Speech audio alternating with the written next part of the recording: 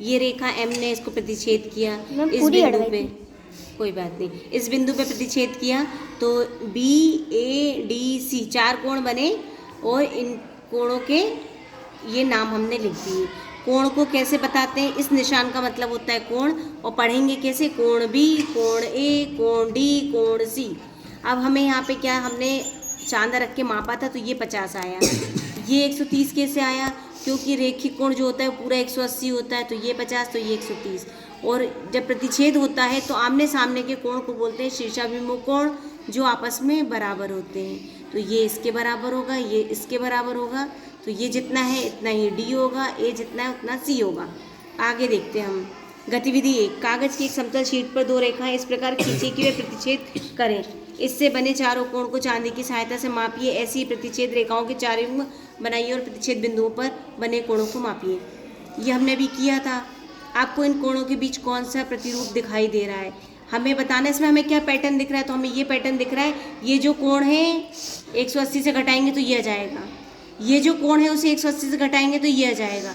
ये जो कोण है 180 से घटाएंगे तो हमें ये मिल जाएगा। समझ में आ रहा है सबको? और आमने सामने वाले कोण क्या होंगे आपस में? बराबर, क्योंकि वो शीर्षाभिमुख कोण होते हैं, चाहे ये दोनों चाहे ये दोनों। आगे, अगर ए जो है, अगर ये 120 होता ये, तो डी कितना होता? 60। इसमें हमें यही दिया है, यही सब लिखा हुआ है। ठीक है, आगे हम देखेंगे क्या यह तथ्य प्रतिच्छेद रेखाओं के प्रत्येक युग्म के लिए सदैव सत्य होता है? तो हाँ, जो भी रेखा एक दूसरे को प्रतिच्छेद करती है उनके लिए हमेशा सत्य होता है। बताना है, ये प्रतिच्छेद कर रहे हैं यहाँ पे, और हमें कोण ए और कोण बी, ए और बी बताना है। शीर्षाभिमुख कोण बी और डी, बी और डी क्या है आपस में?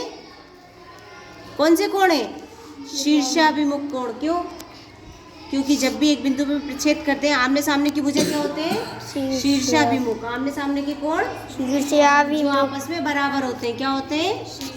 बराबर होते हैं। शीर्षाभिमुख कोण आपस में बराबर होते हैं। शीर्षाभिमुख कोण आपस में बराबर। शीर्षाभिमुख कोण आपस में बराबर होते हैं। बराबर होते हैं। और 2 कोण जो होते हैं वो कहलाते हैं रेखिक कोण। क्या कहलाते हैं? रेखिक कोण। रेखिक कोणों का योग कितना होता है? 180। कोण ए कोण बी बराबर 180। इन दोनों में से एक भी पता चल गया तो दूसरा हम निकाल लेंगे। मापन एवं ज्यामिति, आपने ध्यान दिया होगा कि जब आप रेखिक युग्मों को मापते हैं तो कभी कभी उनका योग 180 नहीं आता। क्यों नहीं आता? इसलिए नहीं आता क्योंकि जो हम उपकरण लेते हैं, जैसे चांद हो गया, उपयोग नहीं करने के कारण होने वाली त्रुटियाँ। अगर हम चांद का उपयोग नहीं करते तो त्रुटि हो जाती है। कैसे हो जाती है? जो हम लाइन खींचते हैं, ये जो लाइन खींची, अगर ये इतनी मोटी हो जाए पेन बराबर, तो कोण कम नहीं हो जाएगा? कम हो जाएगा ना। अगर पेन बराबर लाइन हो गई तो कोण कम नहीं हो जाएगा? यही लिखा है इसमें। ठीक है, मोटाई की रेखाएं बनाना संभव नहीं होती। ज्यामिति में हम अपने आसपास दिखने वाली रेखाएं तथा अन्य आकारों के आदर्श रूप बनाते हैं और उनके मध्य संबंधों का विश्लेषण करते हैं। उदाहरण के लिए हम जानते हैं एक सरल रेखा द्वारा बनने वाला कोण 180 डिग्री है। सरल कोण समझ गए?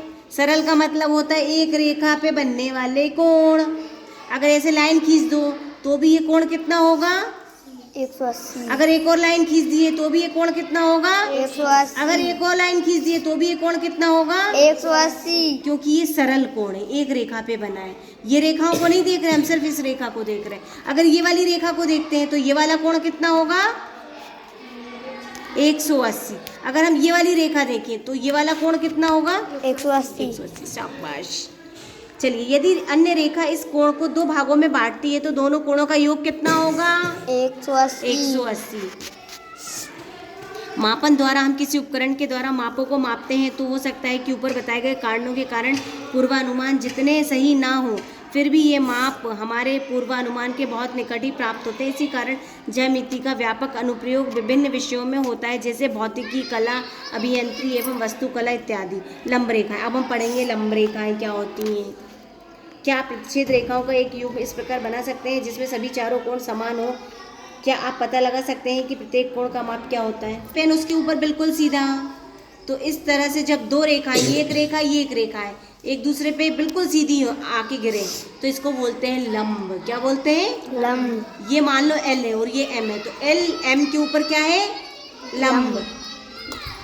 ये वाली उंगली के ऊपर ये वाली उंगली क्या हो गई? लंब। ठीक है, इसके बीच में जो कोण बनेगा वो होगा समकोण। क्या बनेगा? समकोण। चलिए, ये रेखा है एम और ये है रेखा एल, बिल्कुल सीधी, तो उनके बीच बनने वाला कोण क्या होगा? समकोण। जब दो रेखाएं एक दूसरे पर लंब होती हैं तो कितने समकोण बनते हैं? 4। 1 2 3 4। इस निशान का मतलब होता है समकोण। क्या होता है? समकोण। चार कोण बनते हैं, चारों समकोण बनते हैं और चारों आपस में बराबर होते हैं। ठीक है, लंब रेखाएं, इन रेखाओं को क्या बोलते हैं? लंब रेखा मतलब बिल्कुल सीधी रेखा। रेखाओं के मध्य, अब हम रेखाओं के मध्य देखेंगे।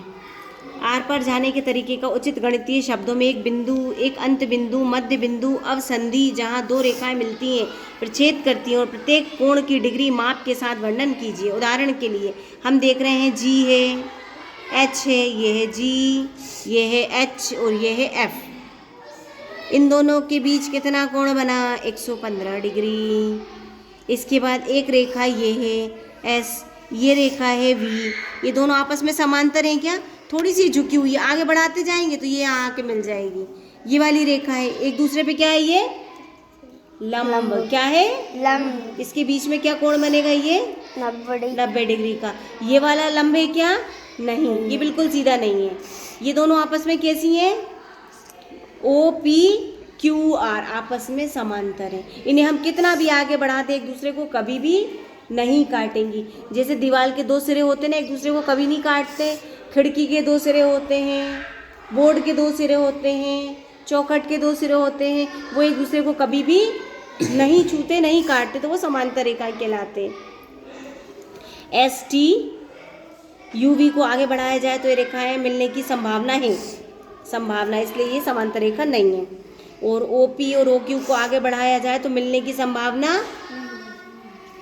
है, लिखा है यहाँ पे, मतलब ये भी थोड़ी झुकी होगी। यहाँ रेखाओं के कुछ उदाहरण दिए गए हैं जिन्हें हम अपने आसपास देखते हैं। बिल्कुल सीधे सीधे हैं, ये डंडे हैं बिल्कुल सीधे सीधे हैं, ये टाइल्स में बिल्कुल सीधे सीधे हैं, तो ये समांतर है, आपस में क्या है? समांतर है। ऊपर दिए गए चित्रों में रेखाओं के लिए एक सर्वनिष्ठ, उभयनिष्ठ है, उनके एक दूसरे को प्रतिच्छेद करने की संभावना प्रतीत नहीं होती। ऐसी रेखाएं समांतर रेखाएं कहलाती हैं। रेखाओं का वह युग्म जो एक ही तल पर विद्यमान होती हैं वह कभी एक दूसरे को नहीं मिलती, चाहे हम रेखाओं को दोनों सिरों पर कितना भी आगे बढ़ा दें, समांतर रेखाएं कहलाती है। बहुत इंपॉर्टेंट लाइन है, इसे आप याद कर लीजिएगा। कुछ ऐसी समांतर रेखाओं के नाम बताइए जिन्हें आप अपनी कक्षा में देख सकते हैं। समांतर रेखाओं का उपयोग प्रायः कलाकृतियों में एवं छायांकन में किया जाता है। नीचे दिए गए चित्र में हमें कौन से युग्म समांतर प्रतीत हो रहे हैं? अब हमें समांतर बताना, ये देखो आई और ये एच समांतर है आपस में? Yes ma'am. है समांतर। इसके बाद ये वाला देखो जी, ये ऊपर वाला जी है और ये वाली लाइन का नाम, ये दोनों लाइन आपस में कैसी है? समांतर। और ये वाली ए और सी कैसी एक दूसरे पे? लंब। ये अब यहाँ देखो ई और डी, ये एक दूसरे में कैसी है? लंब। और आई और ये यहाँ पे क्या बन रहा है? लंब। यहाँ पे ये लंब। ठीक है, यह महत्वपूर्ण है कि रेखाएं एक ही तल पर विद्यमान हो सकती हैं कि मेज पर खींची गई रेखा एक बोर्ड पर खींची गई एक रेखा परस्पर कभी ना मिले, परंतु इससे वे समांतर नहीं बनती हैं। एक दूसरे को छू रही हैं? No ma'am. लेकिन ये समांतर भी नहीं है। क्यों नहीं है? ये इधर भाग रही है, ये इधर भाग रही है, तो एक दूसरे को नहीं छुएंगी, लेकिन ये समांतर कभी भी नहीं होंगी। चलिए तो हम ऐसे मोड़ते हैं। ठीक है, हमने मोड़ दिया। तो अब ये वाली रेखा ये वाले किनारे और ये वाले किनारे के समांतर हो गई। ठीक है, समांतर रेखा हो गई। क्या हो गई? समांतर। अगर हम इसे एक और बार मोड़ते हैं, ये देखो, वो मोड़ने के बाद इसको हम खोलते हैं, तो ये रेखा जो बनी 1 2 3 कैसी है? समांतर। कैसी है? समांतर। अगर इस रेखाओं के बीच में मैंने इसको ऐसे मोड़ दिया बिल्कुल सीधा करके और फिर इसको खोल दिया, अब क्या हुआ? लंब हो गया। 1 2 3, ये 3 रेखाओं पे ये वाली रेखा क्या हो गई? लंब। देखो जब हम उसको क्षैतिज मोड़ते हैं तो समांतर रेखाएं बनती है, क्षैतिज इसको बोलते हैं, ये और ये। ऐसा किया हमने तो क्या हुआ, समांतर रेखाएं बनी है ना, 1 2 3। और जब हम इसको ऊर्ध्वाधर मोड़ेंगे तो कैसी रेखा बनेगी, 2 बार करेंगे तो 3 रेखाएं बन जाएंगी। देखो हमने इसको खोल दिया, कागज को खोलेंगे अभी, ये देखो ये खड़ी वाली जो रेखा है वो क्या हो गई, ऊर्ध्वाधर। खड़ी रेखाओं को बोलते हैं ऊर्ध्वाधर। ये रेखा, ये वाली रेखा पे क्या हो गई, लंब। और ये जो ये वाली रेखाएं आपस में कैसी हैं, समांतर। देखो ये वाली रेखा इसके समांतर है, और ये जो 3 खड़ी वाली है ये भी आपस में कैसी हैं, समान समांतर।